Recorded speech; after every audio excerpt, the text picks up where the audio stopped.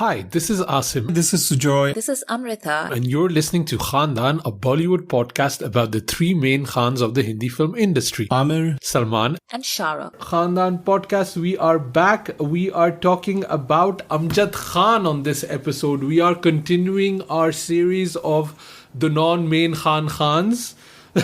And this is the second one. We picked Amjad Khan. We didn't even ask anybody about this, right? We just went with Amjad Khan, right? Yeah. Okay, good. As it should be. As it go, when you are talking about Amjad Khan, you don't take permission, you just do. We were going to be talking about Laawaris, but I wanted to first talk a bit about Amjad Khan. But watching Laawaris, I had to kind of think about movies and these actors very differently, because this is not my playground. This is before my playground, there's a shift that happens in cinema when the Khans came up, and this is different kind of movie making, different kind of acting, and I have some trouble being able to discuss that in a coherent way. But let's start with maybe general thoughts.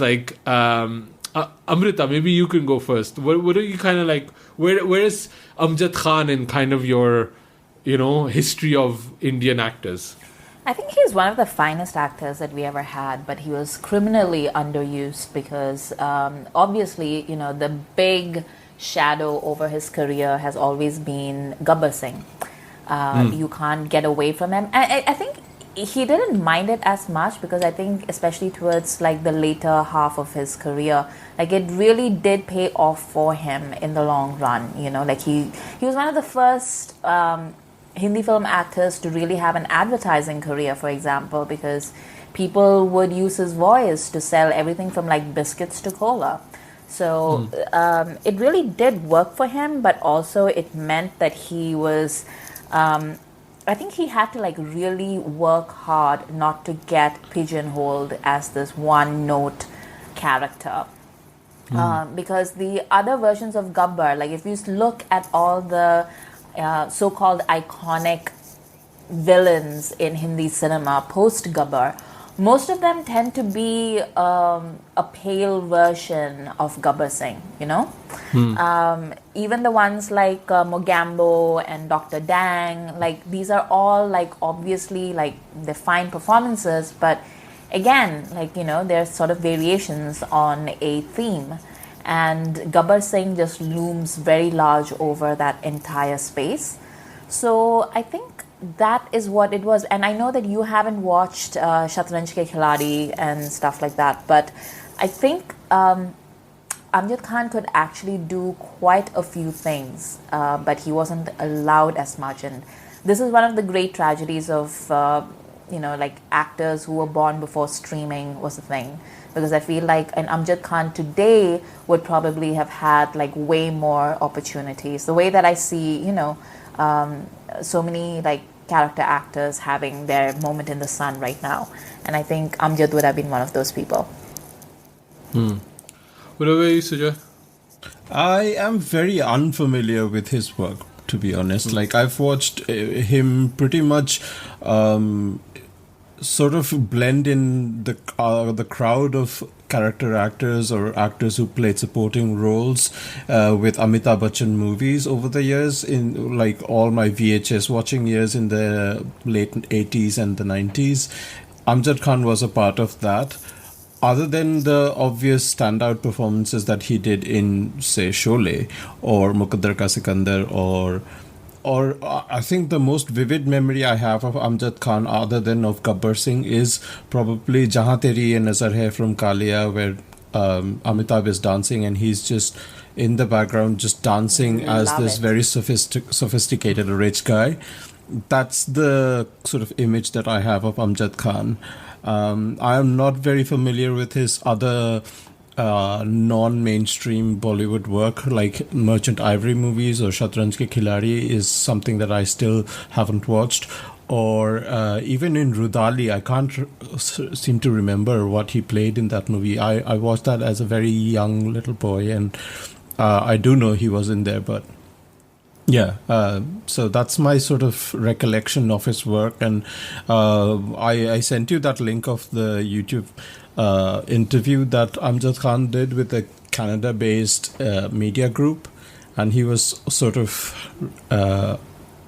rewinding back on his career and thinking about the pitfalls of being typecasted as a villain character, or what he can do, or what he thinks the role of cinema is, and all of that brings memories of an era gone by. And he died at the age of 51, and as Amrita said, if he was still living to this day, we could have seen a lot more from an actor like him.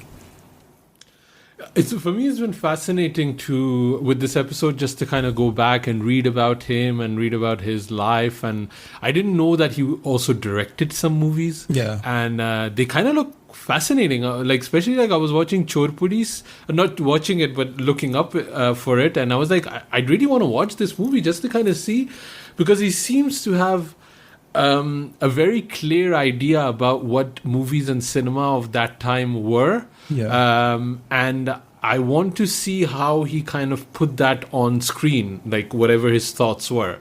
And the interview you mentioned, it's from ITBM shows, which I really like that channel because they have a lot of these old school interviews on there.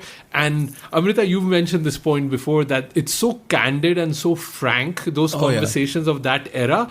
And it becomes quite heated and contentious, between those, the interviewer and Amjad Khan.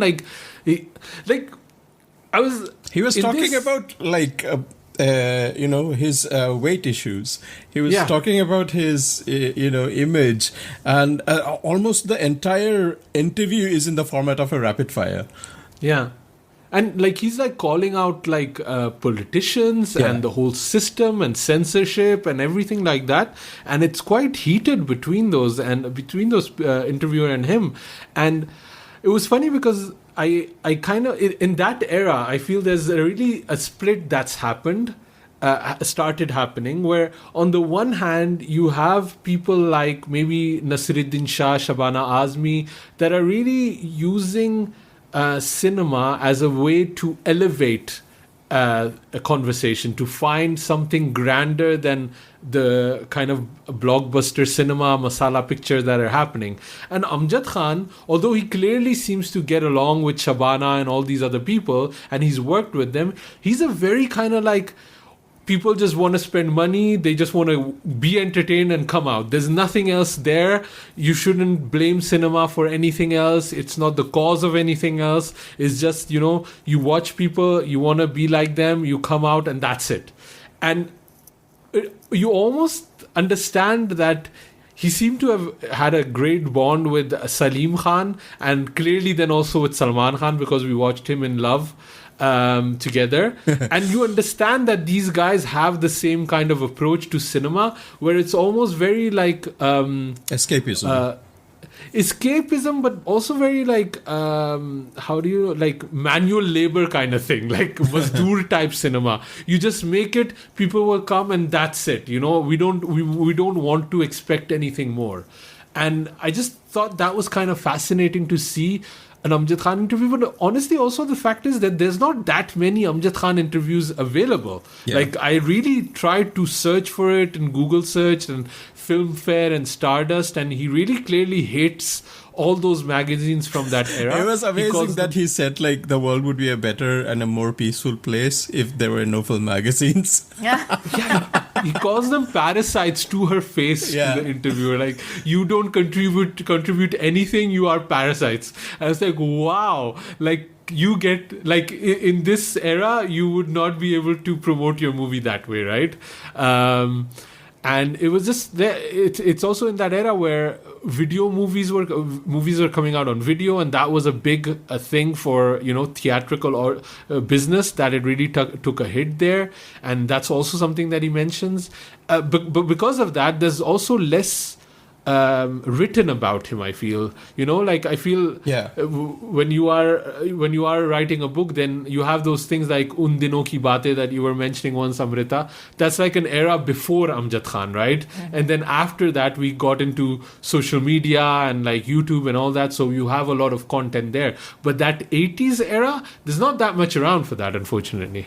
It's really weird. Like, it's sort of like a black hole, right? Like what happened in the 80s, because the movie business was going through like really tough times, and they were making terrible movies. They were either like South Indian remakes of these really conservative minded films, or else they were just flat out like rape and murder fantasies.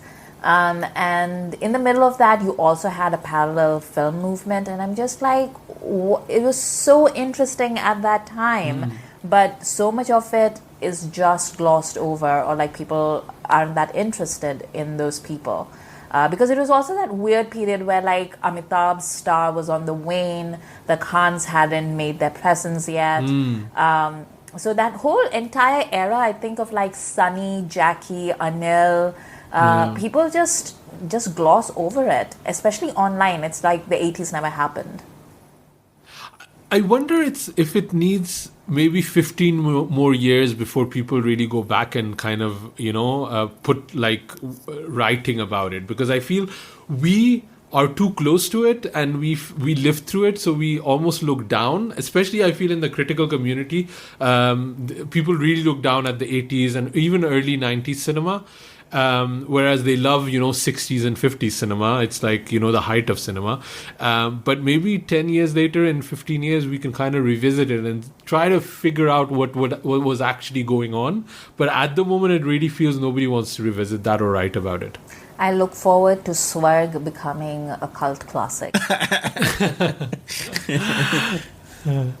But yeah, it's been, and I think that's why also when we kind of picked Amjad Khan as one of the Khans that we wanted to talk about, we didn't hold like a live discussion or like a poll or anything like that, because I don't think anybody would be able to contribute that much to the conversation. So, and we also, when we picked the movie Laawaris, for the people that were on our live stream and were part of how we came to the decision to cover this movie, we didn't want to do Sholay except Sujoy, because he just picked something from IMDb. But because that's everything people talk about when it comes to Amjad Khan, it's always about Gabbar Singh, right? And like I think Amrita, you mentioned, it's hard to have a conversation about him without Gabbar, right? And I didn't watch movies before Amitabh that much. So what were villains like? Why was Gabbar such a game changer? Have you ever put like thought to that, Amrita or Sujoy? I mean, that's something that a lot of, there's actually quite a bit of academic writing about that, if you're interested. Because Gabbar truly is such a departure. There's actually a book on Sholay. I think maybe Anupama Chopra wrote it. And I would recommend that to people if they want to just read it and, just see what the phenomenon was like. But I think the thing with Gabbar was that he was honestly like, up until then, even the villains had like, conscience somewhere, or else, like they had some kind of redeeming factor, or else, there was a reason for them being a Daku, etc. Whereas Gabbar was just flat out, he was a killing machine, and he did it in the most terrible ways, and he did it and there was like real consequences. It wasn't just that, Gabbar's coming and like setting fire to your village and then running away. There's things like, like Sachin's murder, and then the fact that, Jay dies at the end. Like, there were real consequences to fighting with Gabbar, which I think really influenced how people looked upon him. What do you think, Joy? I think like the main departure from watching like the villains that preceded him, right? The ones that I can think of, Ajit as Loin, or who else would I say? Like Ranjit, maybe. Pran, even. Pran. Pran was. Vinod Khanna. There was like the dread factor of how Gabbar's omnipresence looms over Sholay, I don't think that has been felt. Like, he gets an intro scene, he gets an intro shot of his, like a slow-mo walking shot of him with this with the soundtrack. So it's just the man, the myth, the legend created for Gabbar the character on screen, and that's why he still looms large over many more that have followed him. I think that's the gold Bollywood villain template that has been set by Gabbar, and it's once in a generation, I suppose. You can't replicate it, and it was so well perfected that it remains a gold standard. Apparently, he was also based on a real-life dacoit who used to cut off the ears and the nose of any policeman that he caught. So that kind of, it makes it "Ye haath mujhe de de Thakur" a bit more, linked to reality. And yeah, it's just like utter sadism, and like that idea that he creates his own myth while he's portraying, माँ को रात को बच्चा रोता है, तो that kind of thing. It's like creating your own myth as a villain while you're playing a sadistic villain, and it's a very interesting way of portraying it, to the point, I think Gabbar is iconic to the point that Akshay Kumar is still making Gabbar is back kind of movies in 2012 and stuff like that, which is just he's the iconic villain, and it's just it's quite interesting. I think almost like Anupama Chopra mentioned Darth Vader, just being evil, pure evil, and iconic. And I think in a way he is Bollywood's Darth Vader, right? Like it's and Amjad Khan portrayed that. So we didn't want to do Sholay, but we did pick Laawaris. That's the movie, right? And Amrita, you were the one really that wanted to rewatch Laawaris. And when Sujoy forwarded us the file, because it was very hard to find this movie in a good, decent print, how much did you regret that this movie was 3 hours long? I already knew that it was 3 hours long, because unlike the two of you, I actually spent quite a bit of time watching like 60s and 70s cinema. So I knew that this was long, but honestly, like, you guys should be so grateful to me that I put forward Laawaris instead of like one of 10 other movies that I could have suggested. That would have been like, actually, Sujoy, I think, mentioned Parvarish, which is one of my all-time favorite movies. And that would have been an acceptable one as well. But the reason why I wanted Laawaris is because it's one of the few films in which Amjad comes on, and like a mainstream, like Amitabh Bachchan film, in which Amjad comes on and he has like a complete character arc.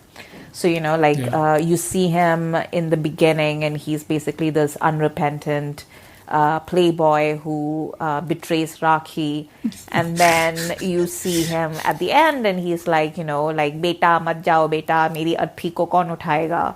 So he's still selfish throughout. It's true. All about him. That is true. I was actually thinking that as I was watching this thing, like even the speech at the end, it's like, me, mera kya hoga? So yeah, so yeah, but it's an interesting film, and it's got like a whole bunch of things going on where you're just like, what is happening right now? Like from 0 to 200 every 10 minutes, Like, Amjad was in Sholay like, Tera kya hoga Kalia, and here he's like, Mera kya hoga Kalia. Oh, wow. Slow clap, Asim, slow clap. Oh God. Shall we give the plot a little bit of this movie? Because I'm not even sure a lot of people have seen or heard of this movie. And the other thing I also want to do is, maybe it's going to be tough in this era when we're talking about, this is the peak Amitabh era, right?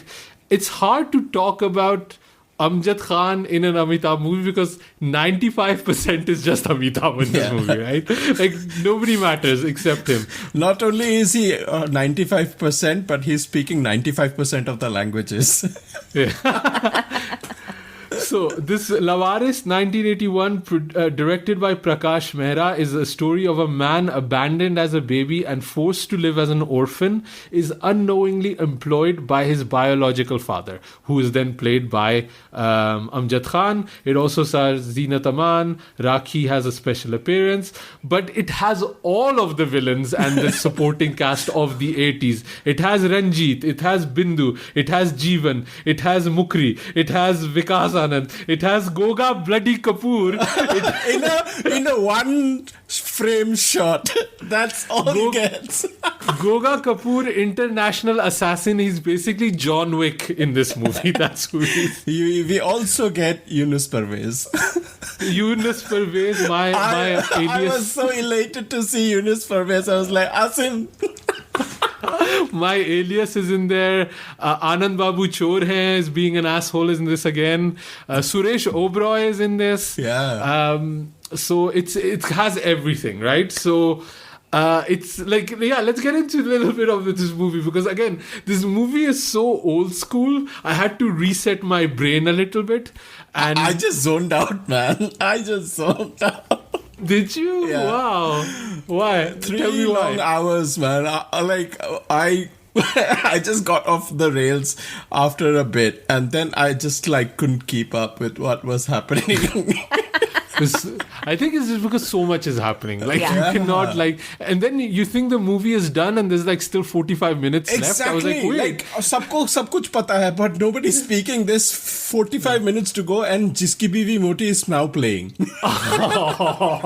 Okay, let's start with Jiski Bivi Moti, right? Like Mere Angne Mein, also known as. First of all, like it's hard to. Like, how old are Rakhee and Amjad Khan supposed to be at the start of this movie? Because in the olden times, it's very hard to estimate people's age. You know that meme where, oh, our dads had a house at 32 and kids and stuff like that, and where we don't know what to watch on Yeah. Netflix. But when you go to the other way around, like, is Rakhee supposed to be 45 or 16? Like, I can't understand. Like there is literally a line by Amjad in this when she confronts him saying मैं तुम्हारे बच्चे की माँ बनने वाली हूँ, and he's like जवानी ऐश करने के लिए, माँ बाप बनने के लिए नहीं. Yeah, like, I was like, how old are you, man? Yeah, exactly. I was like, Amjad, are you still thinking that you are Jawan? God. But it is, I find it very unsettling to see Rakhee dance. Yeah.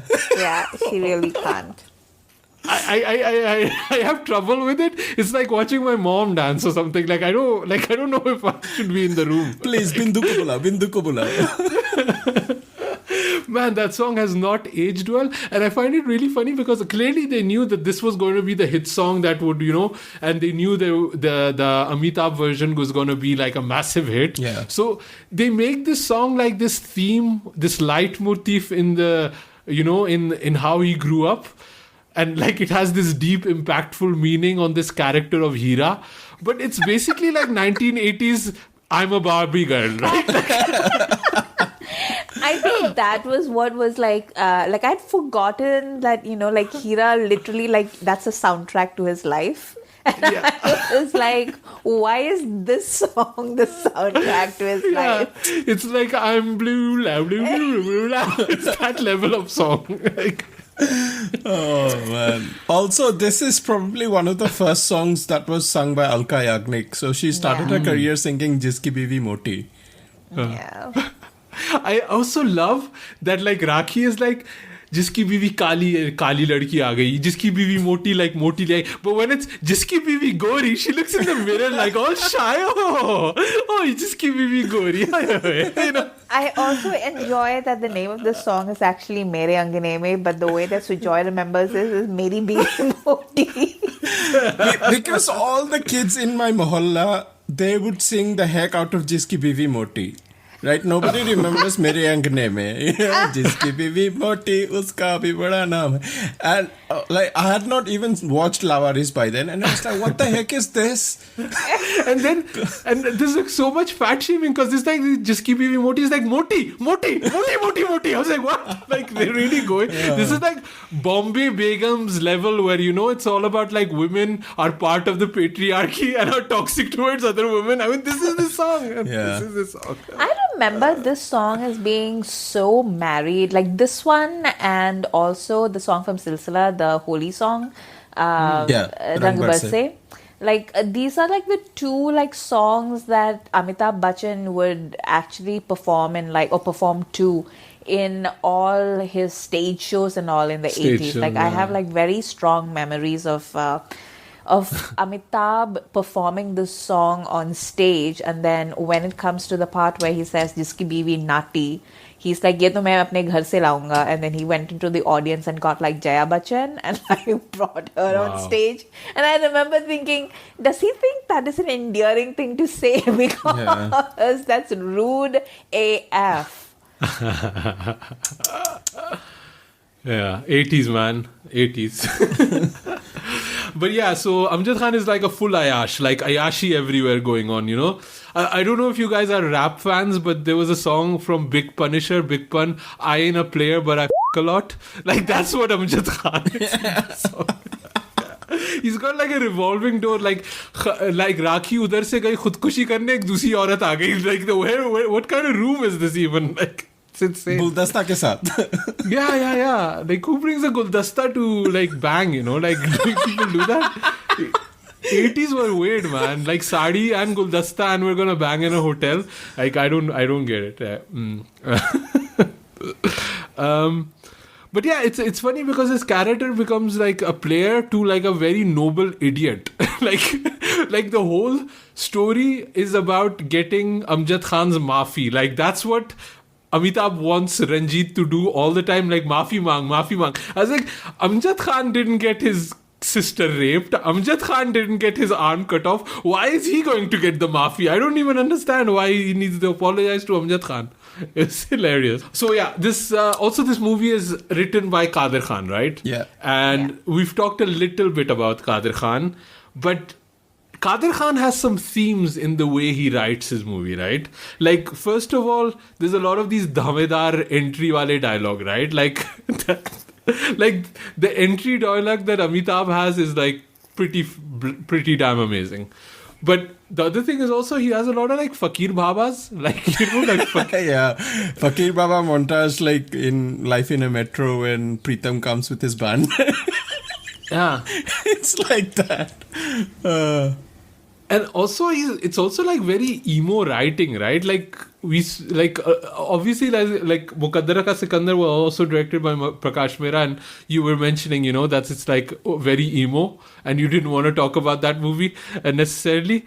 But here it also it's like, oh poor me, that's like the whole movie, poor me, and I'm very angry. And one thing also I realized about Kader Khan's writing, Kader Khan was clearly a communist, right? Like this. It's true, no? So he's clearly a communist. So the movie starts with the entire like Rakhee Amjad situation that gets resolved when like Amjad goes home after all his Ayashi and discovers that his sister was basically treated the same way as he's been treating women. And then he's just like, oh, I see the error of my ways. And then he tries to get in touch with Rakhee, but Rakhee has by then delivered Amitabh and like died. But then Rakhee has she doesn't even get a death scene. I was like, I had to rewind to see if Rakhee had actually died because I couldn't figure it out. Yeah, and then Rakhee also has this horrible brother who's like, yeah, she died and the baby died, so like that's it. And so then Amjad Khan, who's now very repentant, decides to marry Bindu. Like that's his sanskari wife. Yeah, and and has Bindu Ranjit as a son. Yeah, if that's not penance, I don't know what else is, right? Like, And then we see what happened to like baby Amitabh, who's being like raised as an orphan by this guy who's like a drunkard. And then No, he's raised by Hira the Kutta, who brings him roti. yeah. that's true. I just felt bad for those child actors, man. Like that baby that they're dropping milk on their face. Like, I was worried that baby might choke. I want to check if that baby is still alive, because that did not look right. And then, like, the other kid that gets the doggy bread from Hira, I was like, did they have two breads? One that the doggy held in his mouth, or did they feed that doggy bread to the kid? It was the wild 80s, man. Nobody cared Yeah, about like, dog-steamed rotis. like, instead of chutney, you have doggy saliva. Like, khale beta. Like, what? Ugh. And then, like, the baby grows up and becomes like Amitabh Bachchan, and obviously he has like anger issues and everything. And then he finds out that he's actually like Gandi Nali ka Kida because he is orphan and his parents were not married. And then basically he just starts working at like a succession of businesses that are owned by Amjad Khan. There's like, I don't know, like there's what is it? Is it like a factory? Like what is that thing that he like the first like worker revolution that he leads? Like... It's like a wood cutting thing, right? Like a No, wood before cutting. the lumberjack thing, he was working for Vichu Kote, right? Yeah. So that was like a warehouse of steel or something. Right. Yeah, that's true. And then he ends up like working for Amjad Khan at his lumber yard. And then before that he sings Apni To Jaise Taise, and Ranjit is well impressed. Ranjit is like, whoa, he is Laawaris and he can sing like that, he can do anything. What is that club? What is that club though? Like, you pay money to the lady to sing a song to Ranjit? Oh, yeah. Is that like a weird type of karaoke? Like, when Ranjit has to like listen to your Khunna song? Like, what is that? This movie had Manorama's eyes.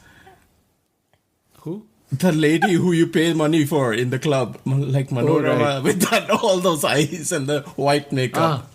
Yeah. That was the thing too. Because it didn't look like a bar. It didn't look like a whore. It's a kotha. It's like a updated 80s ka kotha, but like it only exists in Bollywood. Yeah. So there's like so Ranjit is obviously Amitabh's half brother, and they don't know that obviously, and but Ranjit somehow knows a lot about Amitabh, including the fact that he's illegitimate. So he's like, again. But honestly, Amrita, like every door and person Amitabh walks into, the first thing he says is not like salam or namaste. It's like, मैं लावारिस हूँ, मेरा कोई नहीं है, मैं अकेला हूँ, you know, कुत्ते की रोटी खाई थी. You know, that's like how he starts the conversation. This is like, someone who is like crying over his dead father, and he says, "Sala kafan chor ki aulad." He would not do well on Tinder, this guy. You know, like, this would not work. Fuck, man. But it's still Amitabh Bachchan. So, you know, the girls are dancing at this brothel place. They're just like, okay, I'd rather dance for you than Ranjit. And Ranjit is like, but I have money. And Amitabh sings this song that says that, yeah, but I've got charm. So screw you, buddy. And that's Apni To Jaisi Taisi, which is like one of the best songs ever. Like, I love that What song. a beat still, man. Like it's amazing. Yeah. Like, it's such a good song. I remember I wanted, like, I have a photo where I'm dressed like Amitabh as a kid, like not a recent one. Don't lie, Asim. Don't lie. All my It's recent Memphis ones last. are like Salman Khan. All the old ones are like Amitabh. But yeah, I love that song. And I rewatching it, I was like, this is not an appropriate song for kids. Like, where the placement of the situation is, you don't understand that, like, as a kid. Like, but yeah, it's a banger, man. That song is still a banger. Oh yeah, it's like got like 5 minutes of pure instrumental before even the song starts. Like before Kishore Kumar guitar says,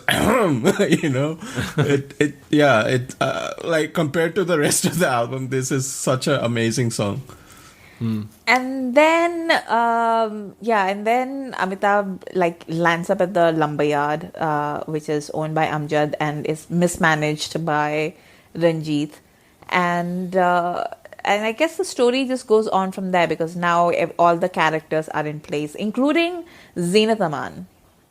Yes. You son of a bitch, stupid.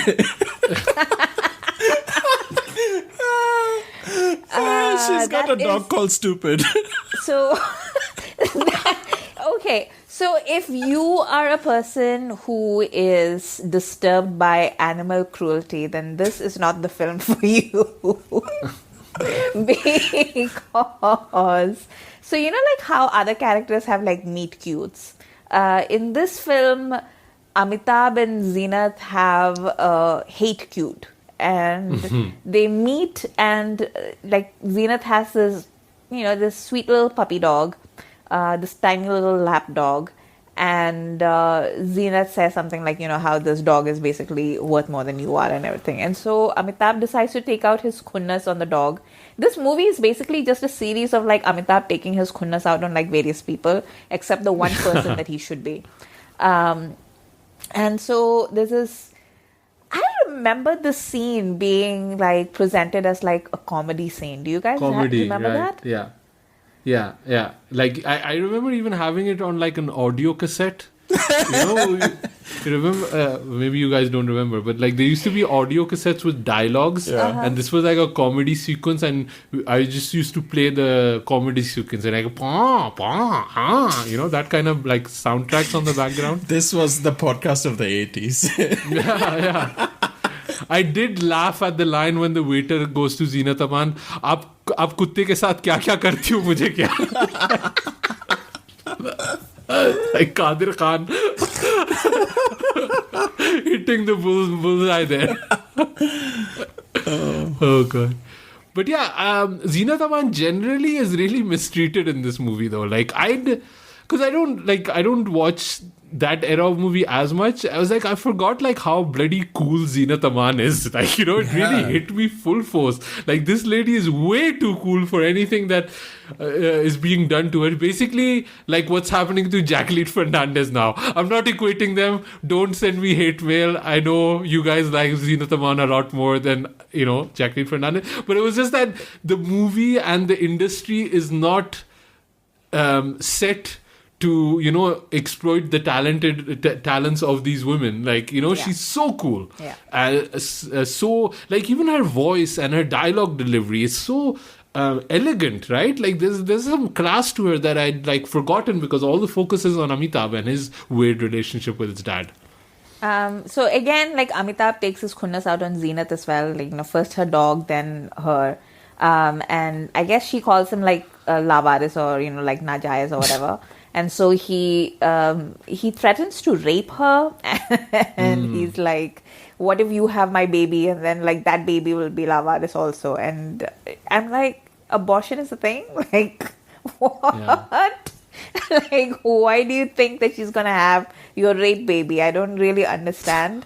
But also like, way to like, like generate empathy. But of course it obviously works because this is a Hindi, this is a 80s Hindi cinema. So she's just like, oh my God, like he totally could have raped me and he didn't. And he didn't. So now I love him. And then her, like just going back to what Asim said about like her character just being ill-treated.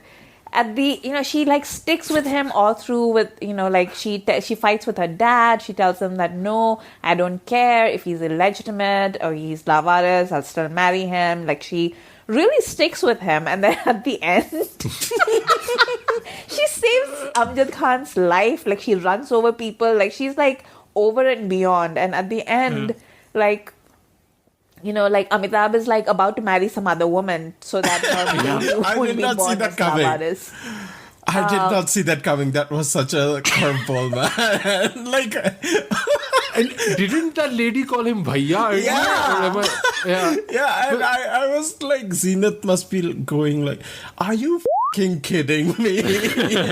And also 5 minutes ago, she was like, oh, I don't care for your money. I'll go with you anyway. And he goes like, oh, you knew about my money. That's why you wanted to go elope with me. I was like, what the hell, man? What kind of screwed up psychology is this? Like, it doesn't even make sense.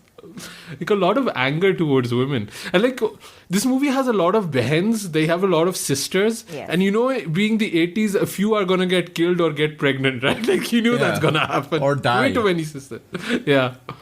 Yeah. Oh God. It's so bad. It's like it's weird. It's really, really weird where the emphasis, the emotional beats of this movie are. And it really feels like Zeenat Aman is kind of like a side added plot to it with no really, and she tries to do things with it, but the movie just doesn't support it. The end is Amjad Khan and Amitabh hugging. That's the end of it. Yeah. Like the end. No, I did like that this was like one of the few movies where, instead of like the ma, it was the bap. Like, Yeah. usually it's Nirupa Roy and it's just like, like, Meri ma. And this one, like, poor Rakhee, like, she gave birth to him, she died, she was, crossed in love. And then literally, like, nobody really remembers her except for that song, which is like the worst legacy ever. Well, she's got a giant painting, she lives as a giant painting in Amjad Khan's wardrobe. Yeah. That wardrobe really looked like, what was that movie again? The Akshay Kumar movie where Vidya Balan becomes like a bhutni. Bhul-Bhulaiya. Yeah. It would like that kind of a picture, right? It was like suddenly somebody like stupid was gonna turn into like Rani's ghost in Rakhi's ghost.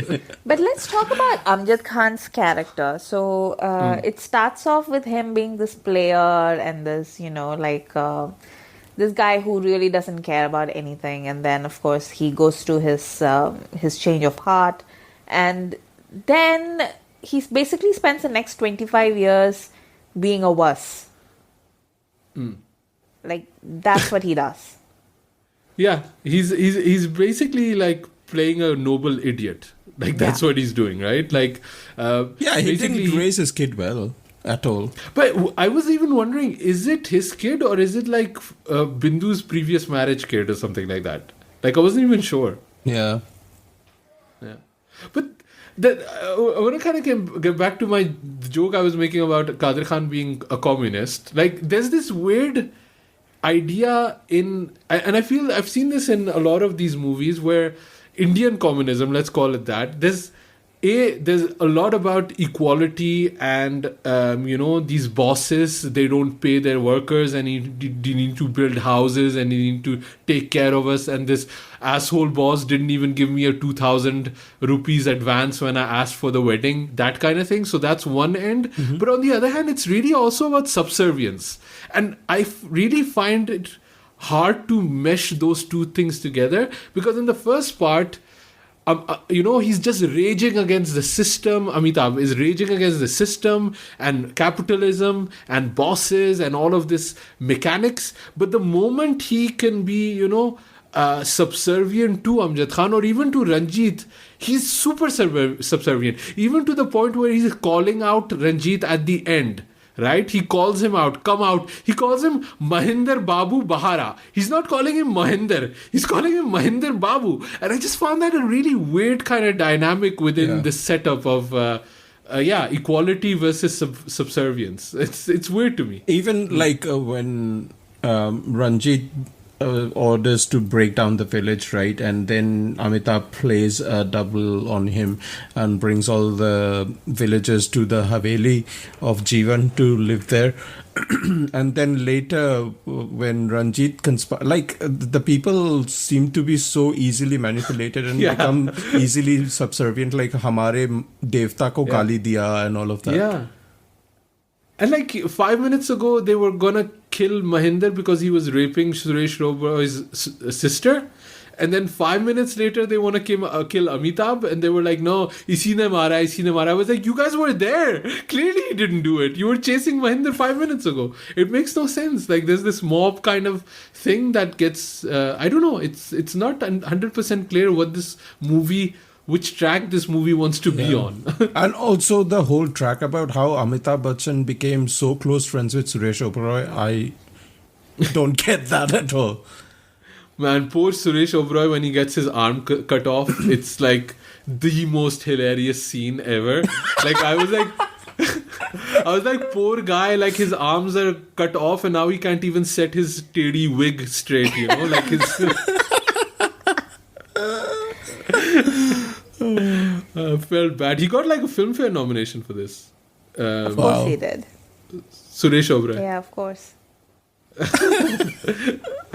So the world is a better place without film magazines, as quoted by Amjad Khan. Yeah, it's like I do think his Amjad Khan's performance is one of the stronger one. I feel Amitabh could sleepwalk this role, right? Like, he's been doing these kind of things for so long, right? He's great, he's magnetic. I still feel that watching it. Like, you understand why he was such a big star, right? Like, when it's not just the framing of the movie, but Amitabh as a persona. You just are glued to him, right? And I mean, it's not easy as a man to pull off wearing a jumpsuit and look good, and Amitabh does that, and I gotta applaud that, right? Like this, like I could not do it. Like, I also think like this is like one of the more interesting characters that Bachchan played, in that, you know, like he's obviously played the Najaiz Aulad of like a Najaiz Baap before. But in this one, I think like it's interesting that, you know, what you were saying about subservience and you know, like what's happening in this film, when he finds out that Amjad Khan is actually his dad, that whole dynamic between them, you know, like, because they've already sort of adopted each other as like father and son. They have this sort of de facto like it's a very patriarchal father and son. So, you know, it's like it mirrors that very like master-servant dynamic. Yeah.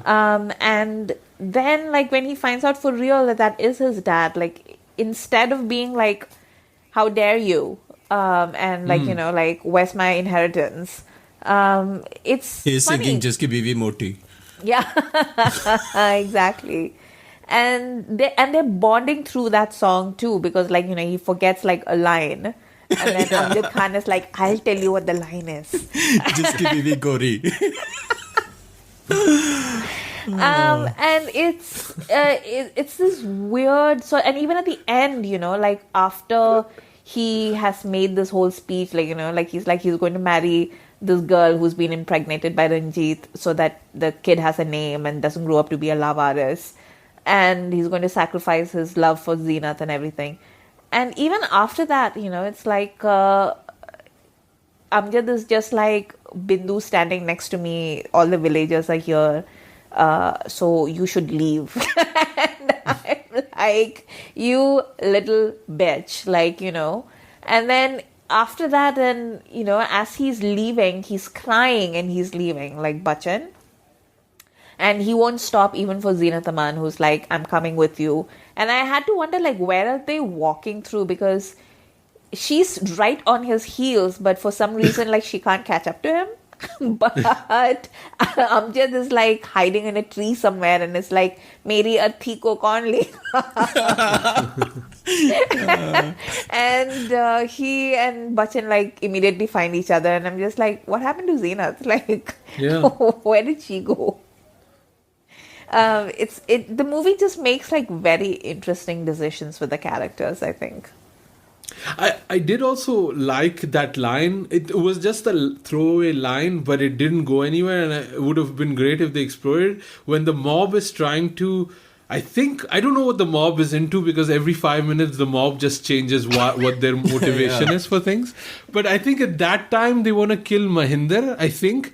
And they're like, Amjad Khan comes out with a gun because I think he's trying to save Mahinder, because he's also not clear what he wants.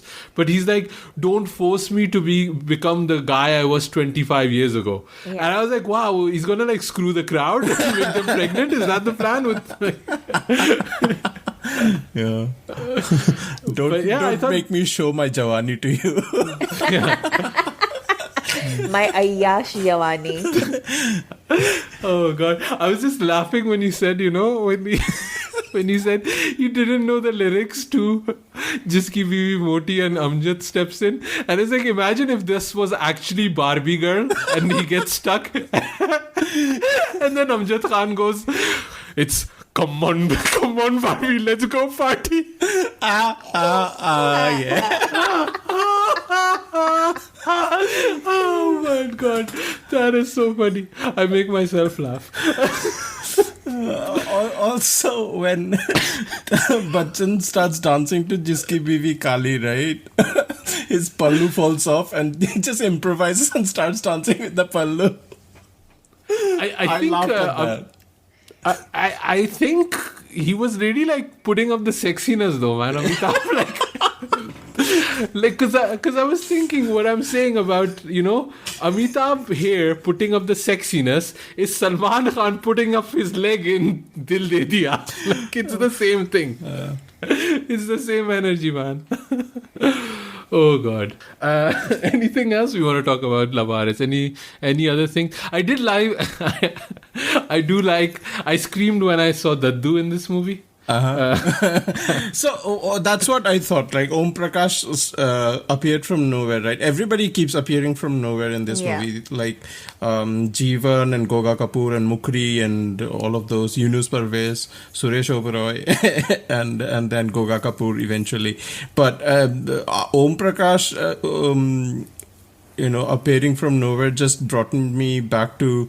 They did Namak Halal after this, and in the filmography of Prakash Mehra and Amitabh Bachchan, I think the whole masala thing of all the dramatic elements, kisi ka murder ho jata hai, because Suresh Oberoi dies in Namak Halal's opening moments, remember, and like all of those things. I think Namak Halal is where Prakash Mehra sort of perfected the formula, and that movie is still like I can watch that as a comfort watch, whereas Laawaris is just nauseating at the pace of things that happen. Man, I love Namak Halal, and when Daddu says "Main John DeCosta de Milo nahi hu," I still cry. It still gets to me. Poor guy. I need to watch Namak Halal today. Yeah. Oh God. And I felt really bad that they beat up Daddu, man. I was like, really, like, why would you beat up Daddu? Like, the mob is crazy. Like, it's insane. Also, Mayur drops in, by the way. Yeah. We spoke about Kutta Doggy Bacha, but in the middle you also have Mayur for like dancing. Yeah, transition Amitabh Bachchan face. Yeah. Because I was really like, where's Mayur? They have like other random kid. But they don't have Mayur, but then Mayur drops in, and I would remember how terrible Mayur was. So, yeah. But also, like, the resemblance is uncanny. Like, you couldn't get Amitabh Bachchan's child actor role to anybody else but Mayur. I think Mukaddar Ka Sikandar had it, and they struck gold with it, so they had to bring him back for this. Yeah. Also, I'd forgotten that Kab Ke Bichhde Hue is like from this film. So that was a surprise. What did you guys think of the soundtrack overall, by the way? I think just those two tracks are absolute gold for me, Kab Ke Bichhde and Apni To Jaise Taise. Everything else, including the Peer Baba thingy that happens oh my God. I was like, what the hell is happening? I hope and wish that somebody would remake Mere Angane Mein today, just so that I can watch the meltdown on Twitter. Yeah, I want to see people get cancelled. That's what I want to see. Yeah. Remake it, movie gods. I mean, if they can remake everything, in Bollywood, then I want to see this. Yeah, Varun Dhawan could pull it. Like in a weird way. Bechara, like these are his fans wishing death upon his career. He's making all the bad choices, so why not one more, Okay, let's wrap it up, guys. I think this is a good one. Amrita, where can people find you online? You can find me at Amrita IQ on Twitter and on my BookTube channel, Amrita by the Book. I will also be on the Your Favorite Book podcast on the 20th, I think. That's a Thursday. Sujoy? I'm on Twitter and Instagram at 9e3k, and you can also follow us on Instagram at Khandaan Podcast. You can drop... I would really like to hear what people feel and think about Amjad Khan, which kind of movies really stuck out for them. And if you want to drop us a longer email, drop us one at youpodcasting@gmail.com. I always find it very interesting what our listeners have to write. Or even if you have some good articles or interviews that you have a link to, I would love to read those too. I found a few on YouTube, but I didn't find that many. But yeah, do that, youpodcasting@gmail.com. Our next non-Khan will be Fardeen Khan. So drop us an email or a message on Twitter which movie you want us to discuss. We have some ideas, but we're open to your suggestions. Thanks for listening. We'll be back with a new episode very soon.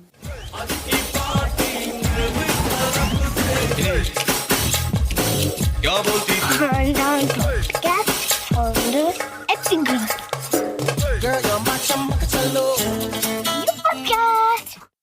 Thank you for listening to Khandaan, a Bollywood podcast. You can find us on your preferred platform from iTunes to Spotify and beyond.